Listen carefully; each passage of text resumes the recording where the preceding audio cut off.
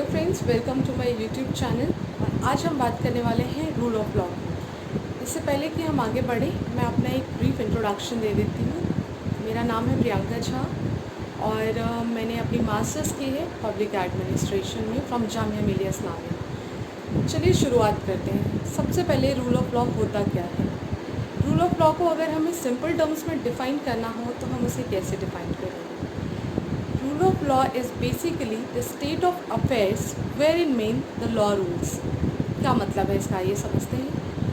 Rule of law एक ऐसी व्यवस्था होती है किसी भी देश के अंदर जहाँ पे उस देश का कानून राज करता है, उस देश का कानून सबसे ऊपर होता है। और ये फ्रेज डिफाइन और ये रूल ऑफ लॉ एक जो टर्म है वो आता है एक फ्रेंच फ्रेज से जो कि है ला प्रिंसिपल डी लीगैलिटी। इसका क्या मतलब होता है।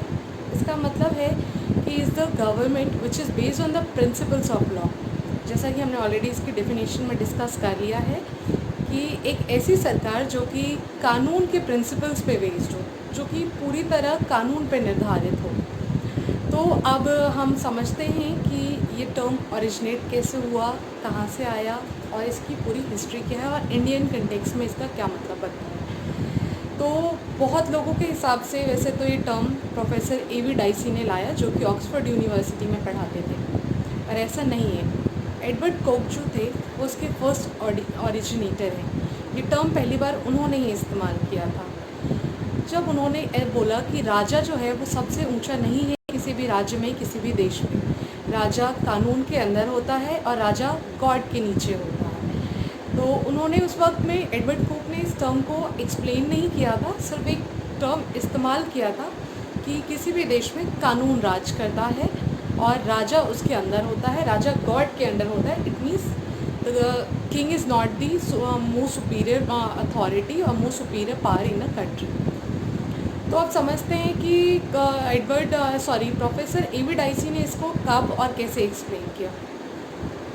ये तब की बात है जब ब्रिटेन में गोल्डन विक्टोरियन एरा का एंड हो रहा था।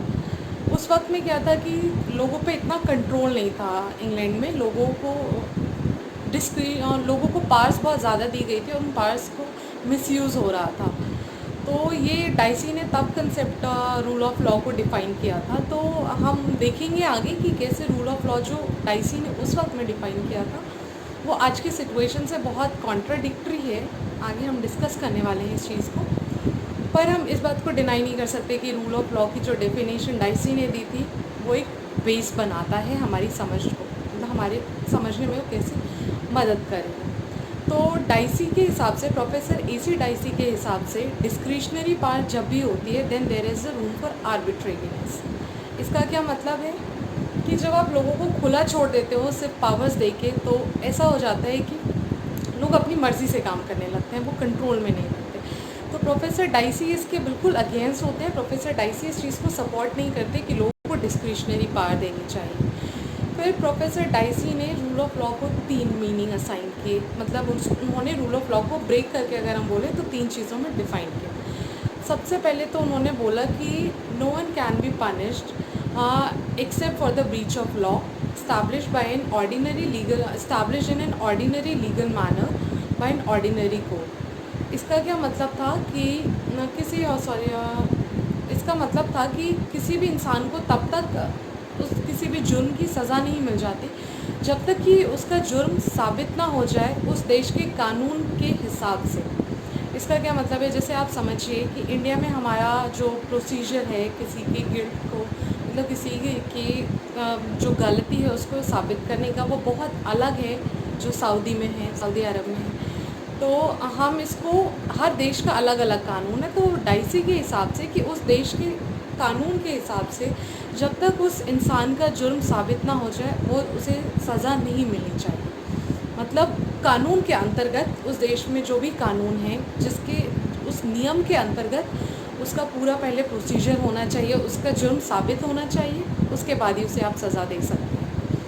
दूसरी डेफिनेशन जो प्रोफेसर A.V. डाइसी देते हैं रूल ऑफ लॉ को, वह है no one is above the law. ये बहुत सिंपल डेफिनेशन, एक्चुअली हम सभी जानते हैं कि उन्होंने बोला कि कोई भी इंसान हो, कोई भी इंसान वो कानून से ऊपर नहीं होगा। सबसे ऊपर उस देश का कानून होगा, उसके बाद कोई भी इंसान होगा। जैसा कि एडवर्ड टोक ने पहले ही बोला कि राजा भी सबसे ऊपर नहीं है। तीसरी चीज़ बोलते हैं प्रोफेसर एवी डाइसी कि जो चीज़ थोड़ा कॉन्ट्राडिक्शन में आ जाता है, अभी मैं आगे समझाती हूँ आपको कैसे। प्रोफेसर एवी डाइसी बोलते हैं कि जो the general principles of a constitution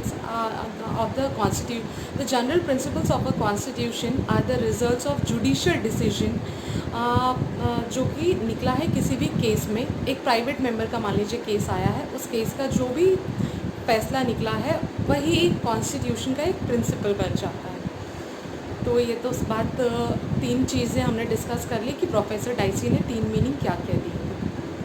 पर आज तक कोई ऐसा है जिसको क्रिटिसाइज़ ना किया गया हो।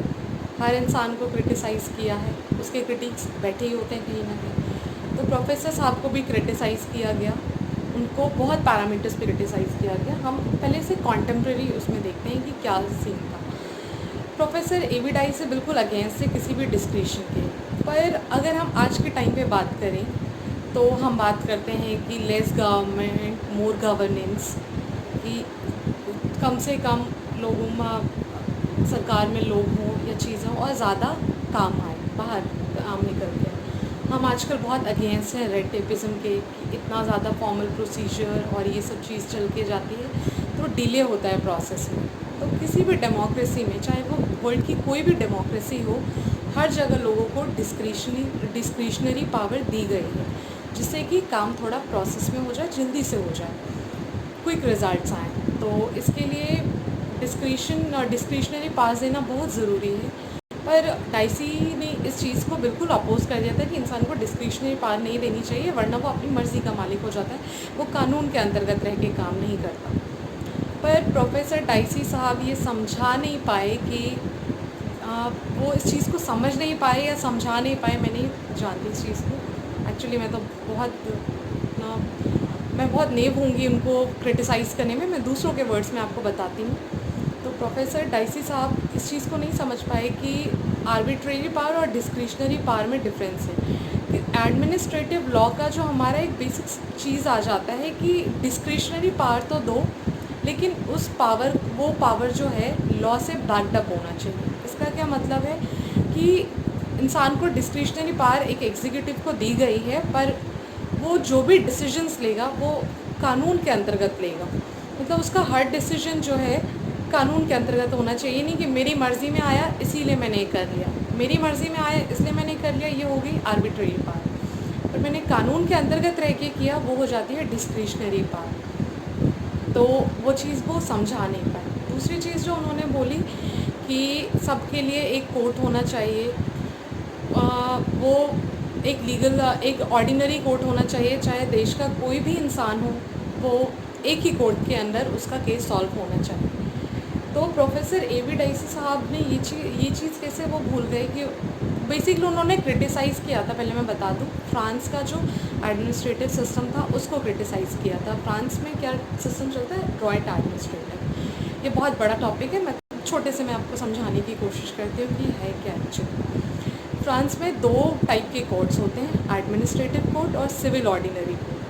एडमिनिस्ट्रेटिव कोर्ट्स में जो भी सिटीज़न और एडमिनिस्ट्रेशन के बीच का डिस्प्यूट है उसको सॉल्व किया जाता है, और सिविल ऑर्डिनरी कोर्ट में जो सिटीजन्स के बीच का जो भी डिस्प्यूट है उसे सुलझाया जाता है। तो वहाँ पे 2 तरह के कोर्ट एग्जिस्ट करते हैं। तो बेसिकली डाइसी उस चीज़ के अगेंस्ट थे कि 2 तरह के कोर्ट नहीं होने चाहिए। देश का कोई भी इंसान हो, चाहे वो राष्ट्रपति ही क्यों ना हो, वो एक ही कोर्ट के अंडर में सबका जो केस है वो एक ही कोर्ट के अंदर रिजॉल्व होना चाहिए। पर उस वक्त भी इंग्लैंड में, अभी भी खैर, तो हम डाइसी के टाइम की बात करें, उस वक्त भी जो वहाँ का जज है इंग्लैंड का, वो जो भी अपने ऑफिस में डिसीजन लेगा वो उसको कोई क्वेश्चन नहीं कर सकता उस वक्त में, कि वो इम्यून था उस चीज़ से। वो किसी कोर्ट में उस चीज़ को लेके आंसरेबल नहीं था। और जो उनके यहाँ तक उनके डिप्लोमेट जो थे उनके लिए भी इम्यूनिटी दी गई थी उनको किसी भी कोर्ट से।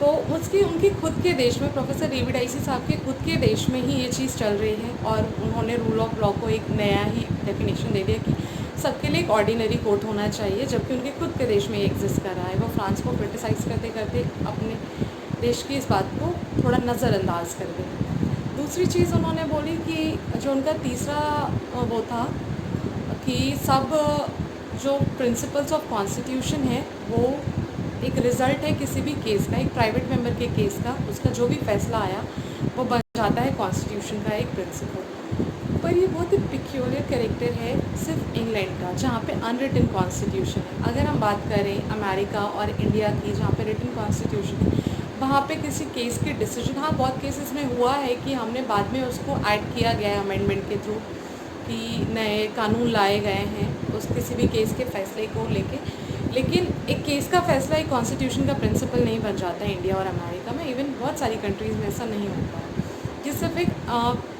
इंग्लैंड का ही वो केस मान सकते हैं हम। तो रूल ऑफ लॉ जो 3 डेफिनेशंस डाइसी देते हैं वो यूनिवर्सल नहीं हो पाती हैं उस वक्त तक। ये तो उनका क्रिटिसिज्म आ गया, पर हम इस चीज़ को डिनाई भी नहीं कर सकते कि जो उन्होंने बेसिक डेफिनेशन दी, जो उन्होंने प्रिंसिपल्स बताए, वो कितने ज़रूरी थे कि डिस्क्रिशनरी नहीं हो, और डिस्क्रिशनरी पावर भी दो तो वो लॉ से बैकअप होना चाहिए। और उनका जो भी कंट्रीब्यूशन था रूल ऑफ लॉ को एक्सप्लेन करने में, हम उस चीज़ को डिनाई नहीं कर सकते। फिर अब हम पूरे डिस्कशन से क्या निकल के आता है, कुछ बेसिक प्रिंसिपल्स निकल के आते हैं रूल ऑफ लॉ को। उसको बेसिक प्रिंसिपल्स क्या हैं कि everyone is equal before the law, nothing is above the law. जो भी देश का कानून होगा उसके ऊपर कुछ भी नहीं है, सबसे ऊपर देश का कानून है और सब कानून के हिसाब से बराबर है। इक्वालिटी बिफोर द लॉ जो हमारा आर्टिकल 14 है कॉन्स्टिट्यूशन का। इससे क्या होता है, स्पीडी ट्रायल, अगर एक ऑर्डिनरी कोर्ट है तो स्पीडी ट्रायल्स नहीं, सॉरी ये चीज़ तो नहीं होगी स्पीडी ट्रायल्स, लेकिन एक स्पीडी ट्रायल एक प्रिंसिपल आ जाता है रूल ऑफ लॉ का कि अगर कानून के अंतर्गत रह के सब चीज़ की जाए, फिक्स है कुछ कानून, उसके अंतर्गत रह के आपको चीज़ें करनी है। और ये हमारे इंडिया का जो बेसिक स्ट्रक्चर मानते हैं हम कॉन्स्टिट्यूशन का, वो है रूल ऑफ लॉ कि कानून से ऊपर कुछ भी नहीं है, कानून सबसे ऊंचा है देश का, सब चीज़ कानून के अंतर्गत रह के की जाएगी।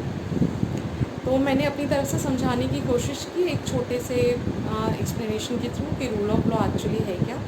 अब हम आगे की वीडियोस में डिस्कस करने वाले हैं प्रिंसिपल्स ऑफ नेचुरल जस्टिस, तब हमें ये ज़्यादा डिटेल में समझ आएगा कि रूल ऑफ लॉ की क्या इम्पॉर्टेंस है आगे। ये तो सिर्फ एक डेफिनेशन थी अभी रूल ऑफ लॉ की।